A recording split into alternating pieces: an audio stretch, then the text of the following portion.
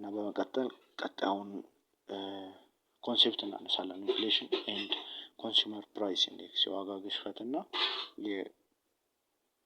የተጠቃሚ ወይም ደግሞ የመጨረሻ ዩዘሩ የእሱ ፕራይስ ኢንዴክሱ የዋጋ ሁኔታ ኦር ኢንዴክስ በአማርኛ ትርጉም ያለው አይመስለኝም። ካለው ታርሙኛላችሁ እና የዚያን ሁኔታ አብረን እናያለን። ኢንፍሌሽን እና ምንድነው የዚህ የተጠቃሚ ኢንዲዩዘር ምንድነው የዋጋ ሁኔታው የሚለውን ነገር እንመለከታለን። በዛው ካልኩሌሽን አለ። ይሄ ኢምፖርታንት ምንድነው የዋጋ ሁኔታው የሚለውን ነገር እንመለከታለን። በዛው ካልኩሌሽን አለ። ይሄ ኢምፖርታንት የሆነ ፓርት ይመስለኛል ከሌላው ቢኮዝ ኦፍ በየአመቱ ማትሪክ ላይ 1-2 ጥያቄ የማይቀርበት ቦታ ነው። ሰው በደንብ አድርገን ልናየው ይገባል። ኢንፍሌሽን ሪዛልትስ ኢን አን ኢንክሪዝ ኮንሱመር ፕራይስ ኢንዴክስ ምን ያመጣል? ኢንፍሌሽን ምን ያመጣል? ኢንክሪዝ ያደርጋል። ማንን? ኮንሱመር ፕራይስ ኢንዴክስ ሲፒአይ የሰውየውን የሚያወጣው እንደማለት ነው። ፕራይስ የሚያወጣውን ወጪ ይጨምራል። ኢንፍሌሽን ይሄ ግልጽ ነው። በቃ የዋጋ ግሽበት ካለ የምናወጣው የዛኑ ያህል ይጨምራል። ባለፈው ያነሳነው ነገር ስለሆነ the CPI is a price index whose movement reflects changes in the price of goods and services typically purchased by consumers. CPI ምን ያሳየናል?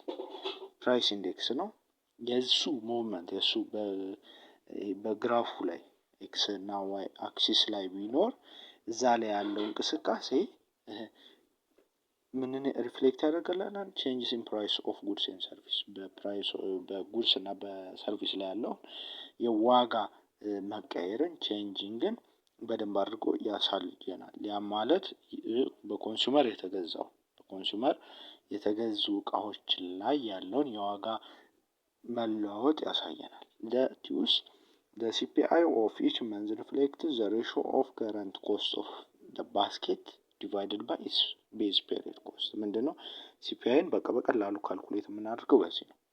የዚህን ወር ሲፒአይ ኮንሱመር ፕራይስ ኢንዴክስን ለማግኘት ምንድነው የማናደርገው? ሬሾ ነው የምንሰራው። ያ ማለት ማካፈል ማን ከረንት ኮስት ኦፍ ባስኬትስ አሁን ላይ ያለውን የዋጋ ሁኔታ ከረንት ኮስት ኦፍ ባስኬት አሁን ያን ወይንም ደግሞ አስቤዛ ለመግዛት የምናወጣው ወጪ ሲካፈል ለቤዝ ፔሪድ ከዚህ በፊት እናወጣው ለነበር ከዚህ በፊት አስቤዛ ስንገዛ የምናወጣው ወጪ አለ። ያሃ ለእሱ ማንን አካፍሎት ያ አሁን ያወጣነውን ወጪ ሲያካፍለው የዛን ጊዜ ሲፒአይ እናገኛለን ማለት ነው። ያው ፎርሙላ ኮንሱመር ፕራይስ ኢንዴክስ ከረንት ኮስት ኦፍ ባስኬት አሁን ላይ ያወጣነው ለአስቤዛ ያወጣነው ሲካፈል ለቤዚር ማለት ፓስት ነው። ፓስት እንደማለት ነው፣ የባለፈው አመት። Hence from the CPI angle the rate of inflation or deflation is calculated as the percentage rate of change in price index. ይሄም አሁን ሲፒአይ ማንን ሁለቱንም ኢንፍሌሽን እንዳለ ያሳየናል፣ ሊያሳየን ይችላል።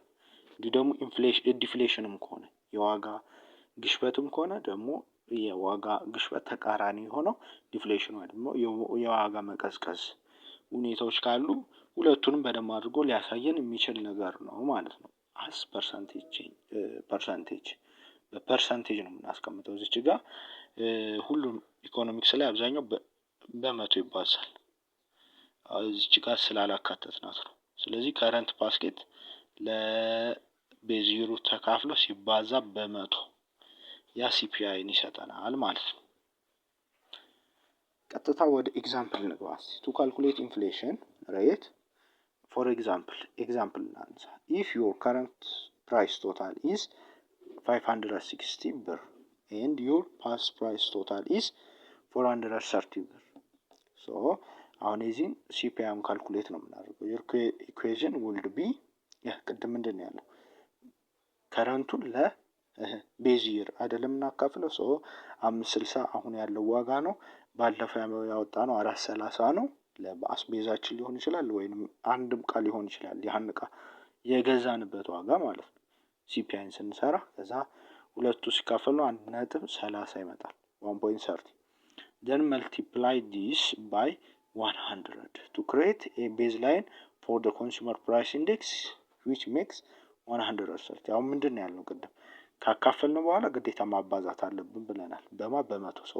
በመቶ ስናባዛው ይሄን ነጥቡን አስወጥቶልን 130 አደረጋል። አሁን ስንመለከተው 130 ከፐርሰንት ያለፈ ነው። ፐርሰንት ማለት ዊዝን 100 ያለ ነው አይደለ? 100 እና ከ100 በታች ያለ ነገር ፐርሰንት የሚቀመጡ 130 ከፐርሰንት ያለፈ ስለሆነ ምናደርጋለን? ሰብትራክት 100 ቤዝ ላይኑን ለማስጠበቅ ፍሮም 100 ከ130 ላይ 100 እንቀንሳለን።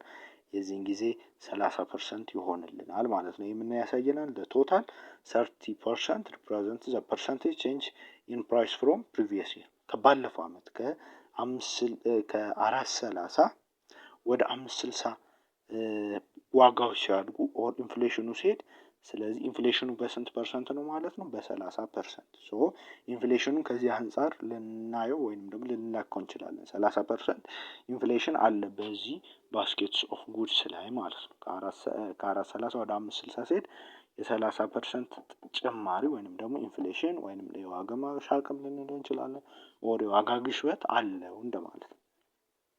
ያውና አሰራር ደግሞ በሌላ አይነት አሰራር ስንመለከተው ያው አንድ አይነት መልስ ነው የሚያጣው። ቱ ካልኩሌት ኢንፍሌሽን ሬት ዋን ሃዝ ቱ ሰብትራክት ዘ ፓስት ዴት ሲፒአይ ፍሮም ከረንት ዴት ሲፒአይ ኤንድ ዲቫይድድ ዘ አንሰር ባይ ዘ ፓስት ዴት ሲፒአይ ኤንድ ደን መልቲፕላይ ዘ ሪዛልት ባይ 100። ይሄ ምንድነው ቅድሚያ የምናደርገው? ሁለቱም ማቀናነስ። ቅድም ቀጥታ አምጥተን 560 ለ430 ነው ያካፈልንበት፣ ግን አሁን ከ100 በላይ እንደሚመጣ አውቀናል። ኦር ደግሞ ባይመጣም ይሄኛው ሁለተኛው አሰራር አድርገን ልንይዘው እንችላለን። ፓስቱን ከከረንቱ ላይ ፓስቱን እንቀንሳለን። ከዛ ይመጣልናል 130 መጣ። ከ560 ላይ 430 ስንቀንስ 130 መጣ። አሁን 130ን ወስደን ለፓስቱ እናካፍለዋለን። ለፓስቱ እዚህ የቀነስነውን ፓስቱ 430 ነበር አይደል? አሁን ለሱ እናካፍለውና ስንት ይመጣልናል? 0.30 ይመጣል። ከዛ ያንን 0.30ን ወደ ፐርሰንት መቀየር ስላለብን ድጋሚ በመልቲፕላይ ባይ 100 እናደርጓለን። በ30% ይመጣልናል ማለት ነው። ስለዚህ ይሄኛውም ሰከንድ ዌይ ልንይዘው ኦር ልንሰራበት እንችላለን ማለት ነው። ከዛ የምናነሳው ኢንፍሌሽን ሬትን ነው። ኢንፍሌሽን ሬት ምን ያህል የዋጋ ግሽበት አለ የሚለውን ነገር አስ ኤ ሆል ኢኮኖሚ የምናይበት ነው። አስ ማክሮ ኢኮኖሚ ሌቭል ማለት ነው። ኢንፍሌሽን ሬት እዚህ ጋር ፎርሙላ አለ። ከረንት ዴት ሲፒአይ አሁን ቅድም ኮንሱመር ፕራይስ ኢንዴክስ እንዴት እንደሚሰራ አይተናል። አሁን ደግሞ እሱን ተጠቅመን ነው የምንሰራው። ተያያዥ ናቸው። አሁን ከዚህ በፊት የነበሩት የማትሪክ ፈተናዎች ላይ ሁለቱን የሚያሰራ አንድ ጥያቄ ሆኖ ሲፒአይን አሰርቶ ድጋሚ ደግሞ ይህንን ኢንፍሌሽን ሬት የሚያሰሩ ጥያቄዎች አሉ። እዚህ ጋር በደንብ ልታተኩሩ ይገባል። ጥያቄ ስንሰራ አብረን የምናየው ነው። ስለዚህ ኢንፍሌሽን ሬት ከረንት ሲፒአይ አሁን ያለው ኮንሱመር ፕራይስ ኢንዴክሱ ባለፈው የተሰራው የባለፈው አመት ኮንሱመር ፕራይስ ኢንዴክስ ሲቀናነስ ከከረንቱ ፓስ ሲቀነስ ድጋሚ ለፓስቱ ሲካፈል ሲባዛ በመቶ ነው ማለት ነው የፎርሙላው። ስለዚህ አጠር አድርገን ሲፒአይቲ ከረንት እንደማለት ነው ሲቀነስ ሲፒአይቲ -1 ቀለል ያለች ፎርሙላ ናት እንጂ ሲፒአይቲ -1 ካለ ከዚህኛው ላይ አንድ የተቀነሰ የድሮ ወይ የባለፈው አመት እንደማለት ነው ሲባዛ በ100 ማለት ነው። አሁን የዚህንም ኤግዛምፕል assume the current date of CPI 25% and past date CPI is 20. ኢንፍሌሽን ሬትን ስሩ እያለን ምንድነው የምናደርገው? መጀመሪያ ፓስቱ ከረንቱ 25 ነው አይደለ? 25 ፓስቱ 20 ነው። 25 ሲቀነስ 20 5 ይመጣልናል። ከዛን ያን ድጋሚ ለፓስቱ እናካፍለዋለን። ለፓስቱ ሲፒአይ ፓስቱ 20 ነው። 5 ሲካፈል ለ20 0.25 ይመጣል። ያን ድጋሚ በ100 ስናበዛው 25%።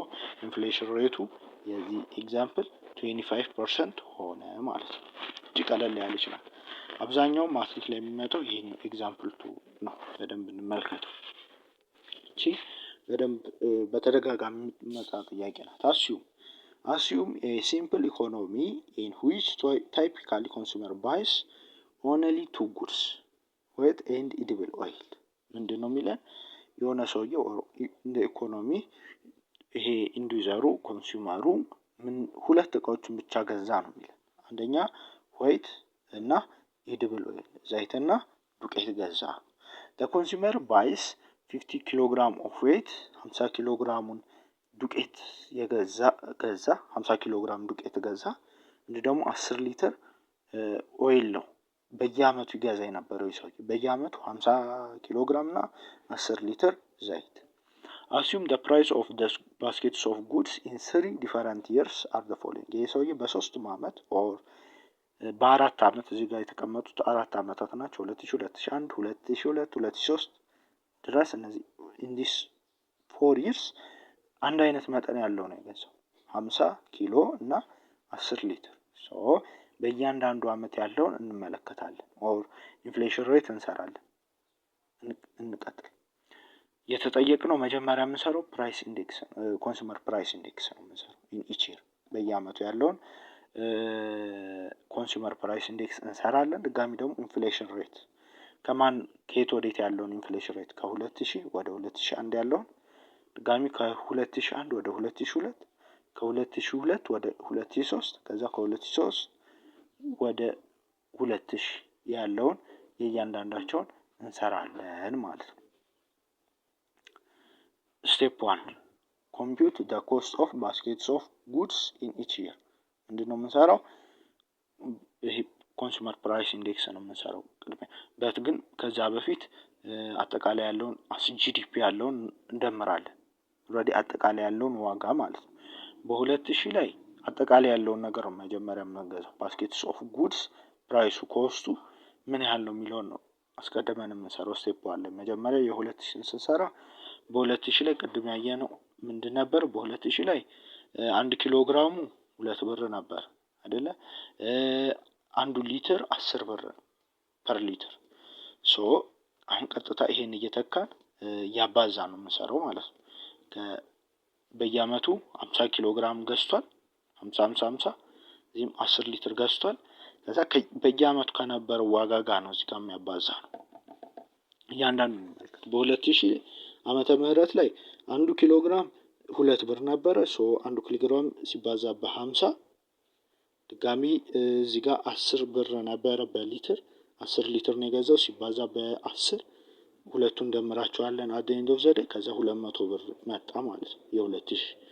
የ2001 280 የ2002 240 400 እያለ በዚህ አይነቱ ይሄዳል ማለት ነው። እናንተ በደንብ አድርጋችሁት ከዛ ምንድነው የምንሰራው? ኮንሱመር ፕራይስ ኢንዴክስ እንሰራለን። ኮንሱመር ፕራይስ ኢንዴክስ ያ ማለት ይሄኛው ቤዚር ነው። በቃ ለሁሉም ቤዚር ነው 2000 ለሁሉም ቤዚር አድርጋ ነው እያንዳንዱ ጋር ለእያንዳንዱ ይሄ በዚህ ነው የምናካፍለው። እንመልከት። የ2000 ስንሰራ በራሱ ነው ያካፈለው መጽሐፋችሁ። ያው እዚህ ጋር የመጣው 200 አይደለ ባስኬትስ ኦፍ ጉድስ ሶ 200 ሲካፈል ለ200 1 ሲባዛ በ100 100 መጣ ማለት ነው። ድጋሚ ኮንሱመር ፕራይስ ኢንዴክስ 2000 አንዱን ሲሰራ 280 ለ200 አካፈለ ሲባዛ በ100 140 መጣለት። ድጋሚ የ2002ን 240 ለ200 በ100 አባዛው 120 መጣ። ድጋሚ የዚህንም የ2003ንም 200 መጣለት ማለት ነው።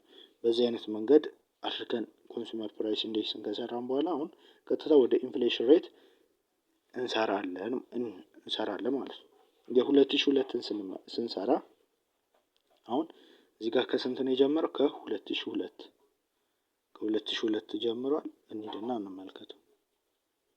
የ2002 ኢንፍሌሽን ሬት ፍሮም 2001 የ2002ን ከ2001 ነው የምንሰራው። ሶ 2002 ላይ 140 ነው 2001 ላይ 120 ነው ሲቀነሱ ሲካፈል ለፓስቱ ሲባዛ 100 ኔጌቲቭ 4.3% ይመጣል። ይሄ በኋላ በደንብ እናያለን። ድጋሚ የ2001ን ከ2000 ሲሰራው 140 የማን ነው ማለት ነው? የ2001 ይሆናል። ድጋሚ የ2000 ደግሞ 100 ሲባዛ ሲካፈል በ100 ሲባዛ 140 ይህም እንደዚሁ ይመጣል ማለት ነው። የእነዚህን ኮንት ኖ ዛት the value -4.3% in the year 2002 EC shows a decrease in the general level of price of goods and service. ይህ ምንን ያመለክታል? ዲክሪዝ ኦር ዲፍሌሽን። ኢንፍሌሽን ሳይሆን የሚያመለክተው መቀነስን ነው። እዚህ ጋር ቴብል ላይ ሄደን ይዩት። 2000 ላይ 2 ብር፣ ከዛ 10 ብር፣ ድጋሚ 2001 3 ብር፣ 13 ብር፣ 2002 ላይ ከ3 ብር ወደ 2 ብር ቀነሰ፣ ዲፍሌት አደረገ። ይሄ ዌት ዱቄቱ በት ግን ኦይሉ ምን ብሏል?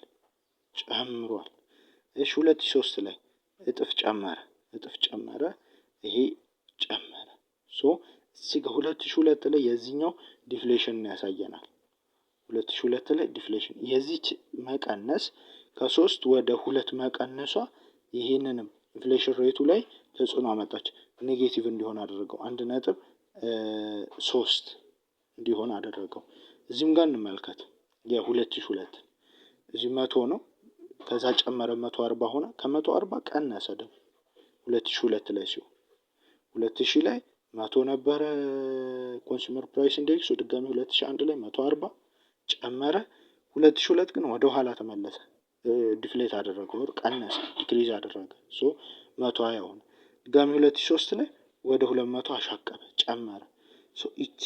እዚች ጋር ያለችው መቀነስ አት ኤንድ ኦፍ ዘ ዴይ ኢንፍሌሽን ሬት ላይ ምን አይነት ተጽዕኖ አመጣ? ዲፍሌሽን እንዳለ ኦር ደግሞ የዋጋ መቀነስ እንዳለ በደንብ አድርጎ አሳየ። ሁለቱንም ያሳያል ያልንበት ምክንያት ቅድም ዲፍሌሽንንም ኢንፍሌሽንንም ያሳያል ያልንበት ምክንያት ይሄ ነው። the decrease in general price level of price of goods and services known as deflation። የዋጋዎች አጠቃላይ ያለው የዋጋ ሁኔታ ሲቀንስ ያ ዲፍሌሽን እንለዋለን። ዲፍሌሽን is opposite of inflation። የኢንፍሌሽን ተቃራኒ ነው ዲፍሌሽን። therefore there was inflation in the year 2001 and 2003 EC and deflation in 2002። በ2002 ዲፍሌሽን ሲኖር በ2001 እና በ2003 ግን ኢንፍሌሽን ተመዝግቧል ማለት ነው። የዋጋ ማሻቀብ